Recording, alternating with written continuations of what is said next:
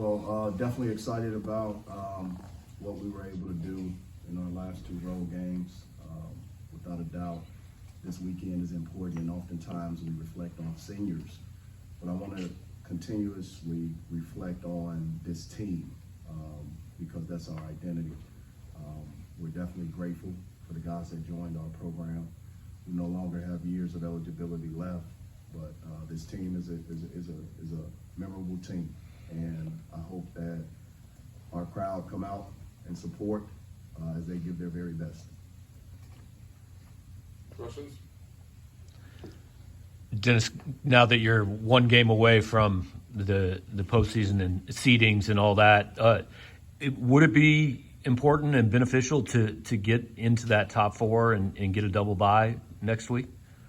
Yeah, I don't look at those things. I think ultimately any postseason tournament, we just wait patiently to see where the dominoes fall. I think the last four teams played. We'll have to play 5 games in a row. They follow that. We'll see where it's at the end of the evening, so to speak. Going into the postseason, you guys have had a lot of close finishes at the end that you came out on top. Does that give you just a little more confidence that you guys down the stretch will be able to pull out those wins? Yeah, that's a great question, great statement. I think it gives you confidence in March. I think our season is built a certain way from the summer to preparation all the way into non-conference, non-D1 games, close scrimmages, but also some road games that we have, and all those situations add up, especially throughout the year. I think the SEC conference, we have so many tremendous great coaches and some great players that you see any and everything, and that is to prepare us for any kind of postseason tournament. In this case, SEC tournament awaits us, and then wherever anyone goes after that.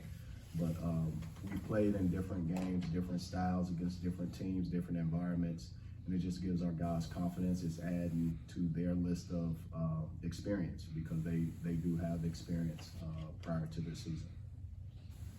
Dennis, the 3 guys, Trey, Dre, and Des Moines, you bring them in And knowing Ben.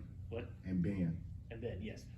You bring them in knowing they're only going to be here for a year, but what kind of, can you sum up the kind of contributions they've made that could be long-lasting in your program? Yeah, I think starting with Ben Sternberg, you look at his journey and his impact. He's really a guy that I think doesn't get enough credit, that really defines our team.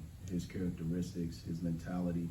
Anyone that is a underdog or a sort of, not given the opportunities in life, and the path that he's been able to pave and earn himself is remarkable. I'll have it no other way for him to go from manager to walk on to captain, and that obviously from Cleveland State to Mizzou, and have the same impact. It comes down to his character and who he is. Dre Golston, a kid that we recruited to come to Cleveland State as well, but he decided to go to Milwaukee. And someone that, I genuinely knew at some point our paths would cross at some point again. Pat Baldwin didn't get retained, and at that point, Dre Golston had another year left. And we began conversations even before I got here. And that's what made it a lot easier, the pre-existing relationship. But he's a tough-minded kid, one of the biggest shot makers I think this season has allowed us to see. But also his infectious personality, right? I think he has impacted the uniform that he puts on. He's impacted the locker room, and we're grateful to have him. Des Moines Hodge, same way, a kid that I recruited at Florida State, and someone that came here from Cleveland State, had great success, and he did some great things for us. Couldn't imagine him being anywhere else, and he probably couldn't imagine it either. But I've impacted his life, he's impacted mine. And Trey Gomillion, Coach Cameron, Trey Gomillion, I'll say the same. The first kid I ever signed as a head coach, and no one else can replace that. He's a young man that I truly believe will be on my staff one day when the ball stops bouncing, but also someone who's great at leading men, and he'll continue to impact the game of basketball in different ways. But I couldn't imagine being on this journey without him, and being here without him, for sure. Dennis, when you guys played Ole Miss at the end of January, just where has your team grown since that point this season? Well, that's a loaded question in terms of our growth. I think whenever you look at growth, you look at taking 2 steps forward and 1 step back, and then maybe 5 steps forward, then another step back. And as long as you're gradually improving in certain areas and finding more about yourself as a unit, as a team, and being as confident as I want my guys to play, those are the areas that I saw us grow. I saw us grow on the road as it relates to these last 2 road victories that we were able to, and both pose different problems, but we were able to come out with victories. In addition to that, you look at the identity of teams, players, fighting as much as they can to preserve their identity and protect the jersey, but also the connectivity. I think that is it has become a cliche word, but it means something different to us as we've always used it in different environments, but more importantly with each other. We want these guys to stand in each other's weddings. We want these guys to have relationships with each other, and that's the growth as it relates to a team who's only been together for 1 year, to be able to provide that's lifelong relationships, and that's where I see us growing the most. Dennis, what has Sean meant to the team this year? Sean is big time, man. Very selfless individual. Again, he's a young man that impacts the game. He has a great basketball IQ.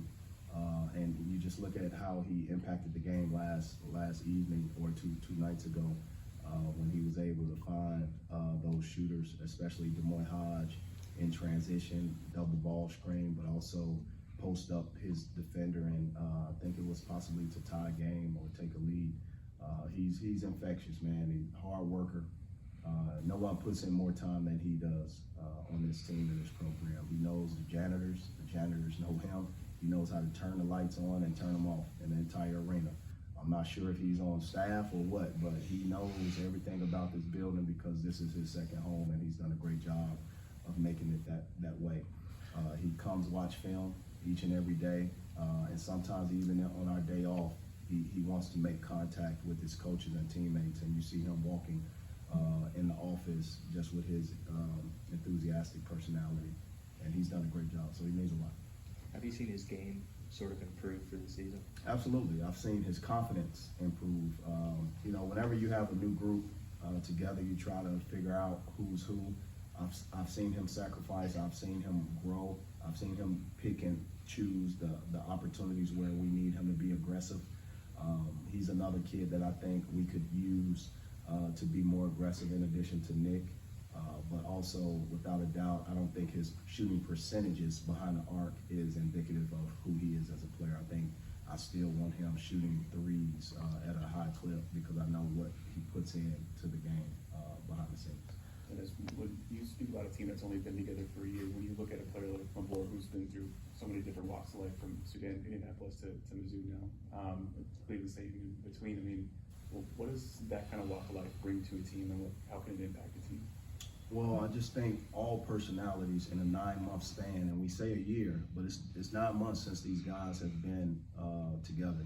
And stories like Mabor's, stories like Trey, stories like Demoy, and even Mohammed, those stories are very impactful, and that's what makes Ben Sternberg an asset to us, because his story is not a normal story. His story is different. These guys are unique in their own way. And they found in their differences an opportunity to connect with their teammates and find the similarities within each other. And it starts with our 8 core values: friendship, love, accountability, trust, discipline, unselfishness, enthusiasm, and toughness. But it also starts with their level of respect for one another in their heart. What I'm fascinated about is how not only the city of Columbia, but our fans have embraced them, but also how our players have embraced this new environment, this city, and institution the same way. You know, some of them will have an opportunity to go to 2 different alumni weekends, some 3. But I truly believe the alumni weekend that they won't miss is here at Mizzou. Time for one last question. You've got to go ahead. Matthew Morrell didn't play in the first match with Ole Miss. How does his presence kind of change the game, and how will you adjust this time around for him? I mean, the season has those things where I think it was a game time decision for him. He's a great player, one of the better players in our conference, you know, and vice versa. I think when we look at our schedule, our season, we haven't had all of our pieces. So you have to have guys that step up, and that's what they've done. And he's a great player, unbelievable wing, great scorer, great decision maker. His toughness is one of his talents, and he's definitely an asset to them if you continue to watch the games that he was added to, you know. So he's pushed them in a great way. I think you've got 5 guys being recognized tomorrow who, you know, could come back next year if they wanted to. What's that process? Are those all discussions that are left for after the season, or have you kind of addressed that with guys So going how on? I've normally done it, I've always recognized guys who have done 4 years, regardless if it's a medical red shirt, however many years they got left. I true and stay consistent with that in my career. And I don't have those conversations, whether it's NBA conversations, eligibility conversations, until after the season. And that's what we've promised each other. I want these guys to have 2 feet in to where they are, not where they think they should be next, because you may miss out on some unbelievable memories. And that's why we focus on what we focus. I want not just these guys to be recognized, but our team. It is still a recognition of this team. Every team is different, no matter who comes and goes, but this is this team.